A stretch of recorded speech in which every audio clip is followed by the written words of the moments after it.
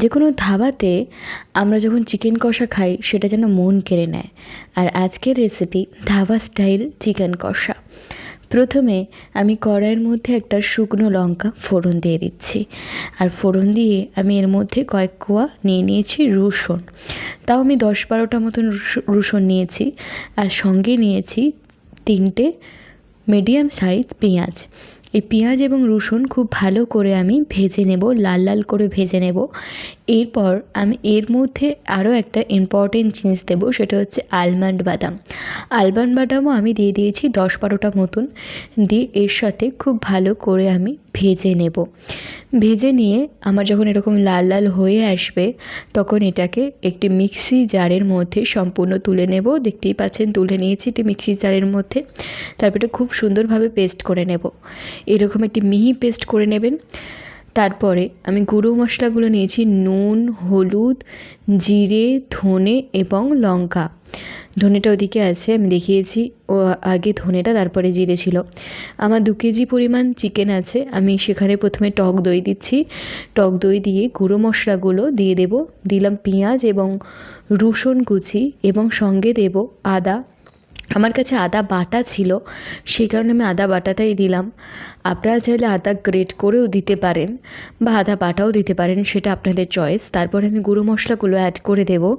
গুঁড়ো মশলাগুলো যেটা আমি আপনাদের দেখালাম, জিরে, ধনে এবং হলুদ, লঙ্কা, নুন, সমস্ত কিছু কিন্তু আপনারা আপনাদের পরিমাণ মতন দেবেন। আবারও বলে রাখি, কে কতটা পরিমাণে চিকেন রান্না করবেন তার উপর নির্ভর করে আপনি কতটা মশলা দেবেন তার উপর। আমি 2 কেজি রান্না করছি, মানে এটা নয় যে আপনারাও 2 কেজি রান্না করবেন। তারপরে আমি এখানে 2 টেবিল স্পুন তেল দিয়ে ভালো করে আরও ম্যারিনেটটা করে রেখে দেবো ফ্রিজের মধ্যে। আর আবারও বলি, আপনি যদি 500 মাংস রান্না করেন, তাতে যতটা মশলা লাগবে, যতটা নুন লাগবে ততটাই দেবেন। এটা একটা স্বাভাবিক ব্যাপার।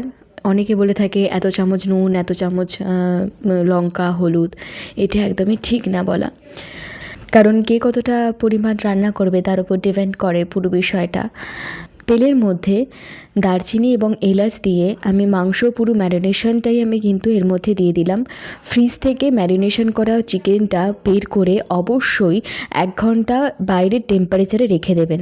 তারপরে যখন মাংসটা আমার সিদ্ধ হয়ে এসেছে, দেখতেই পাচ্ছেন মাংসটা আমার পুরো সিদ্ধ হয়ে এসেছে, এই অবস্থায় কিন্তু আমি যে পেস্টটা করে রেখেছিলাম, পেঁয়াজ, রসুন এবং বাদাম দিয়ে যেটা ভাজা করে রেখেছিলাম, সেই পেস্টটা কিন্তু আমি এর মধ্যে দিয়ে দিলাম।